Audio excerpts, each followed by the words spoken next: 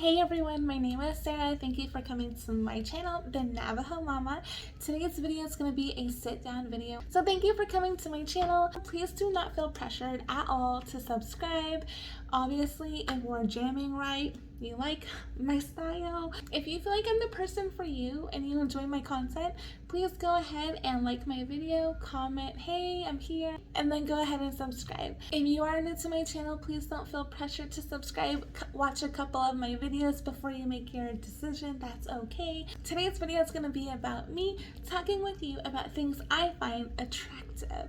Now, when we talk about attractive, it means something that you are drawn to, something you see, something that makes you feel encouraged, supported, uplifted, seen, heard, valued, and things that are just really nice to have in your life that you want more of.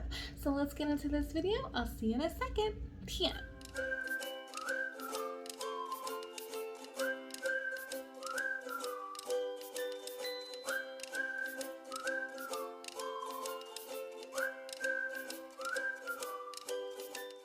Yes, hi, hello. Thank you for coming here. Today we're just going to be talking about things I find attractive.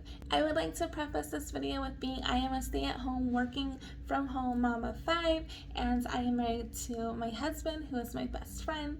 So now you may be wondering, why is she making a video about qualities she's attracted in? Well, I feel like it opens up a great pathway into leading to conversation, not only with ourselves, but with our children and people in our life. And I feel like that's something super important. To me, communication has been one of my most forefront qualities. As a parent, I want to teach my children to always communicate. Communication can be held in several different ways: oral, written, body language, and so it will behoove them if they're able to communicate and learn to appreciate the tool of great communication. The other evening, my family and I went out to have some dessert for a celebratory win. We've been having so many wins this past week, and I was like, you know what, let's all get enrolled and let's go get some dessert. So what did we have? We had frozen yogurt and sorbet, and let me tell you, it was delicious. They surely did not disappoint. When we were on this family date, I encountered one of the most special and amazing moments a mom could only kind of hope for or dream of.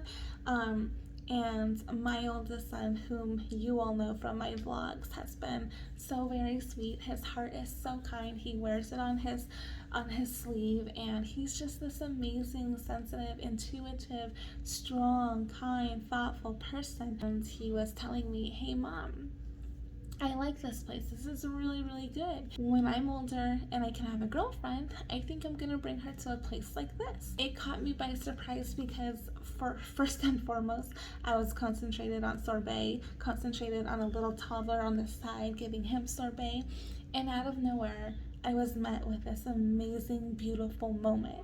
And as a mom, I cannot tell you just how much my heart was so happy for this open communication, because that is something I've tried to foster.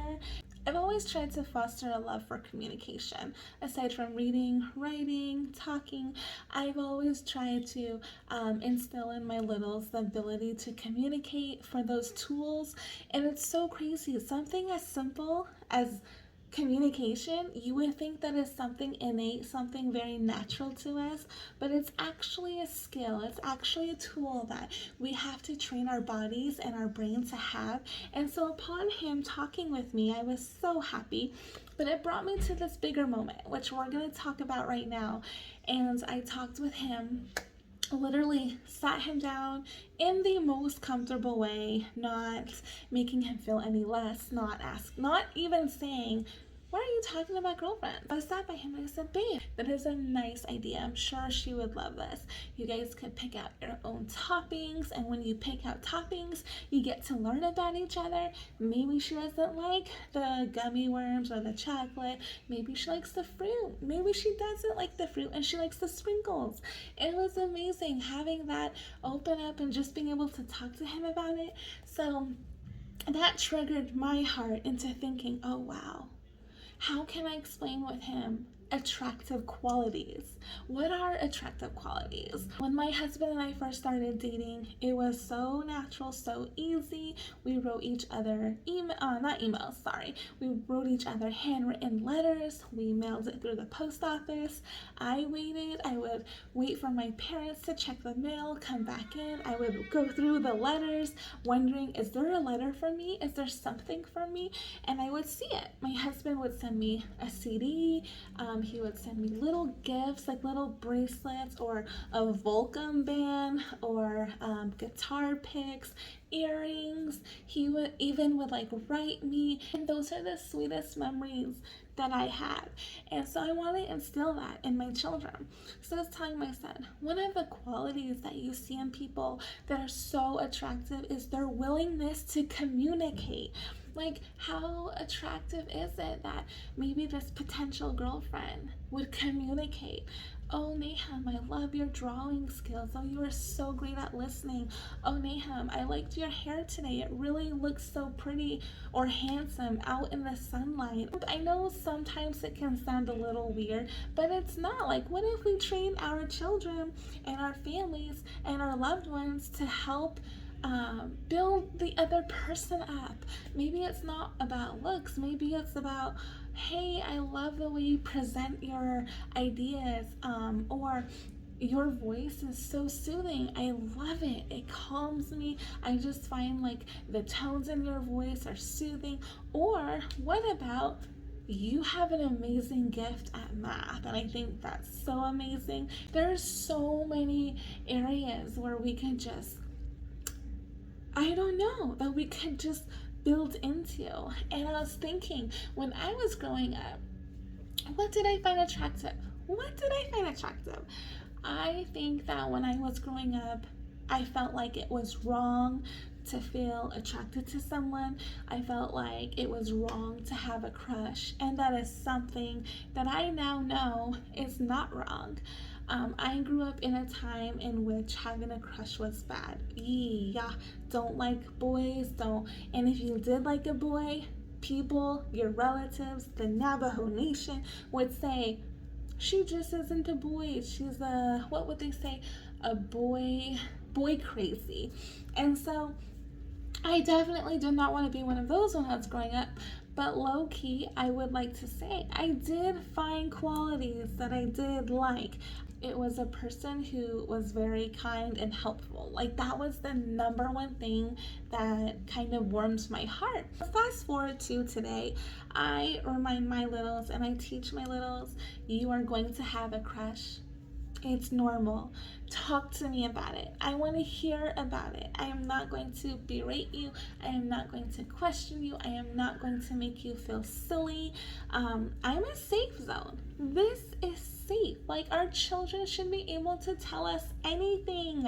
Our children should be able to feel safe talking to us. Not that we're going to reprimand them, tease them, get after them. No, that literally destroys the road to communication. How is your child ever going to come to you with intimate and sensitive things in their life?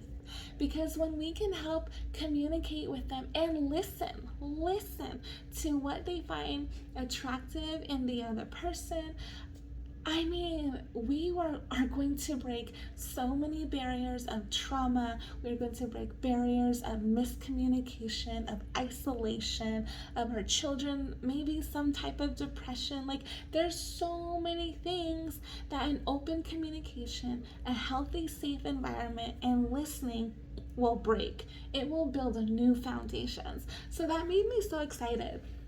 I get excited talking about it right now. Sorry. I'm just like a mom. I love this. So I talked to him and I was like, you know what, baby? I was like, when I was young and I met your dad, we were 12 years old. He started writing me notes. He wrote me notes. He sent me little items here and there. We were not able to see each other all the time, literally maybe like 4 times a year. But we were best friends. We communicated through letters, and eventually it progressed to emails.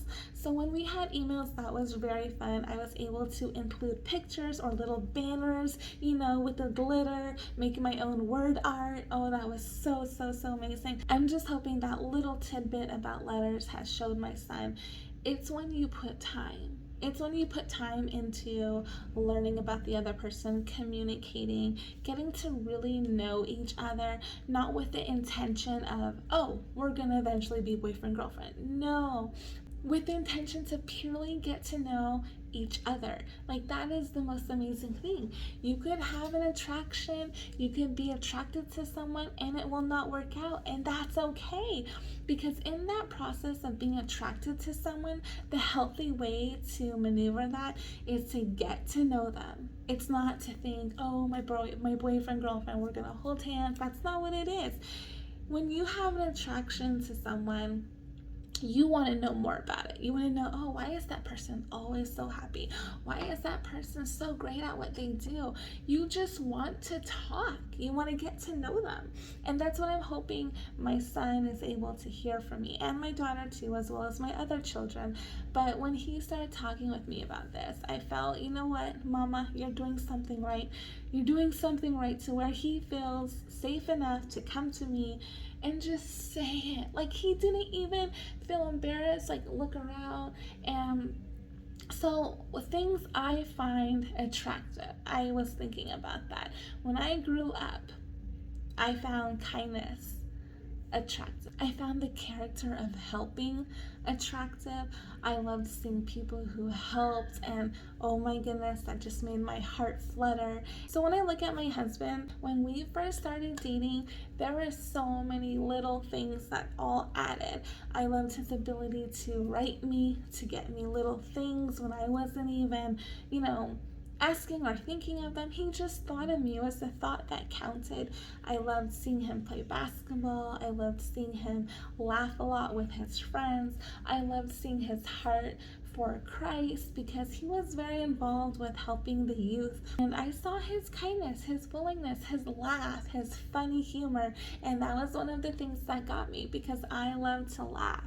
And I just felt, this is going to be the person I want to grow old with. I feel like it's super easy to say that we can find so many things attractive as far as looks, and while the looks are there, we need to make sure that there's more things besides the look. So when I talk to my children, I want to let them know, looks can get you so far. Looks don't stay like that forever. Although I appreciate the beauty of looks, but we have to know, what is this person wanting? What is their drive? What do they think about life? How do they think about these bigger ideas in life? And what do they do when they're hit with hard issues? What type of person are they in the moment of an argument? Do they lash out? Do they retreat? Do they like to talk? Do they not like to talk? So there's so many things that revolve around a relationship and the attractive qualities of another person. And while we are not perfect at all by any means whatsoever, no, it is really great to be able to connect with that person on the items that you feel you mesh well with. Now, if you talk about my husband and I, we are totally, completely opposite people, but we have similarities, and I just can't get my head around that. For my husband, he is quite the opposite of me, and I'm quite the opposite of him. I'm an extrovert, he's an introvert to some degree. I guess I could be an introvert to some degree, but it's about complementing. And so having those attractive qualities in people who you find attractive, knowing what it is, knowing why you're attracted to them, will eventually help you be able to decipher, is this a good person for lifelong, or is this a good person for a friend? Is this a good person for now, meaning, oh, we can be friends, I can learn from this. But are they going to be there for the long haul? Are they going to be the person who's there with you through thick or thin? And that even goes for friendships. Being attracted to people's qualities can also happen in friendship. For me, for myself, I love when I can connect with another person who I know and want to be friends with for life. I'm not going to have friends for a season. I don't want friends for here and there. I want friends who I can turn to, someone who I can call my person. These are my people. And so I want my children to know that when you have a friend, you're going to go through the hardest moments. I'm telling you, you are going to be tried. And obviously, if this friendship is healthy, you're both going to make the efforts to try. And those are the qualities you look for. You want to look for someone who's honest, someone who's hardworking. You want to look for these qualities where they just want to be a decent person. And sometimes as we're going through life, we're going to find out that not everyone has the same qualities. Sometimes people's qualities change. And we don't have a crystal ball. We don't know. We don't have the ability to know the future. Oh, this person's really great now, but they're going to change in 10 years. We don't know that. And that's where both parties have to be like, oh man, I've changed and that person has changed, but we want to make this work. We want our friendship to work. We have to find the qualities that we share. Or even our marriage. We've had kids, we've had a loss, we've had this, there are so many stressors that affect so many different types of marriages, relationships, friendships, anything. And so it's so important to find good qualities in the other person so that we can remind them, we can build them up, encourage them. And at the end of the day, your people are your people. Your person who you're in a relationship with is your person. So it's a big deal for me to be able to talk with my children about that. And I thought, you know what, I'm going to sit down, do this video because I want to share with you guys just how exciting it can be. Like, it's literally so exciting to be able to talk with your children about relationships and to literally navigate this pathway for them, to share with them the possibilities and to be excited. I know I'm going to have some naysayers. Oh, but children aren't allowed to date. No, they're not allowed to date, but we are allowed to teach them, guide them, mold them, show them. We need to show our daughters not every guy or person out there is suitable for them. We need to show our boys that not every potential relationship out there is the best for him. Like, we want them to know their self-worth, their identity in Christ. We want them to have strength in that first. You can only be strong in Christ with you. You cannot be saved or stronger for anyone else. You have to be very rooted in God's word, like in Christ. Yeah, God, just really in there. And nothing will sway you. No boy will change that. No girl will change that. And no circumstance is ever going to put you in a position where you have to compromise yourself, your faith, your values, your family, your friends, your hobbies, your loves in life. And so I think I'm really just passionate about this.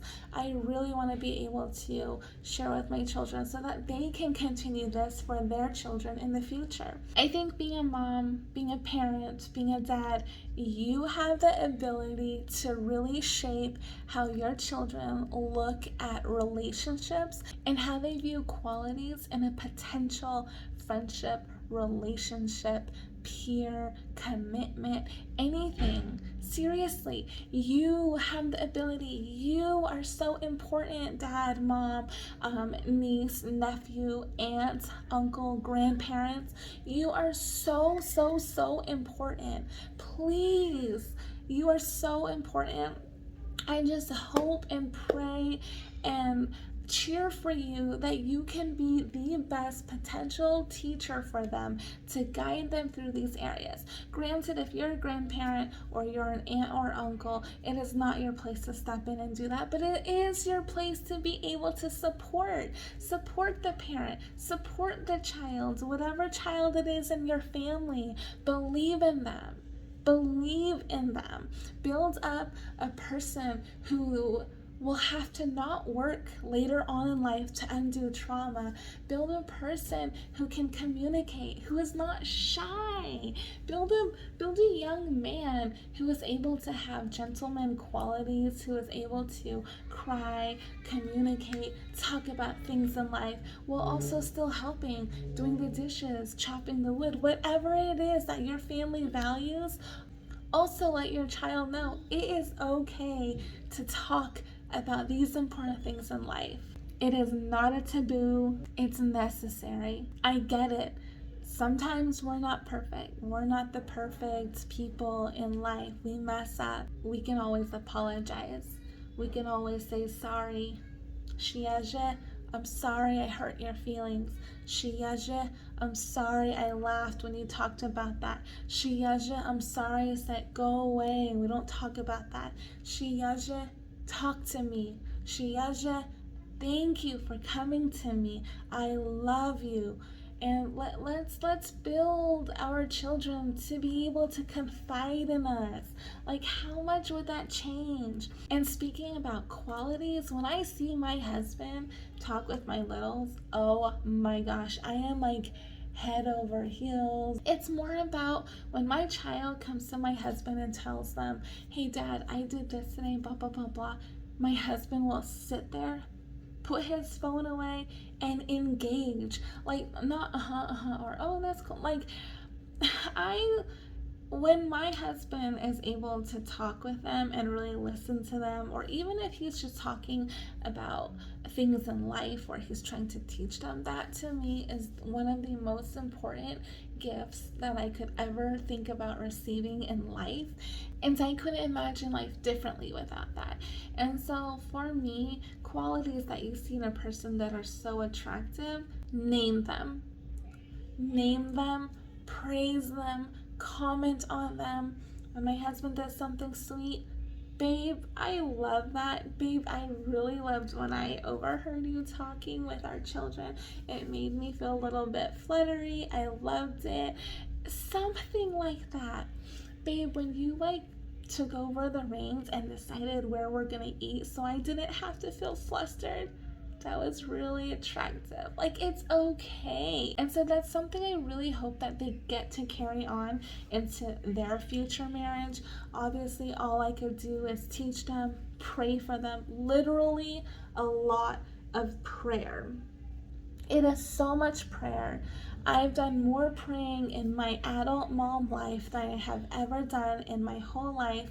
And it's constant prayer on your knees. And it's just praying for their day to go well, praying for their day to be amazing, for them to feel uplifted and heard, praying for them to feel confident in their school, praying for them to feel confident in knowing that they are wanted, loved, and confirmed. Like, there are so many single things in life I feel like I cannot stop praying enough for.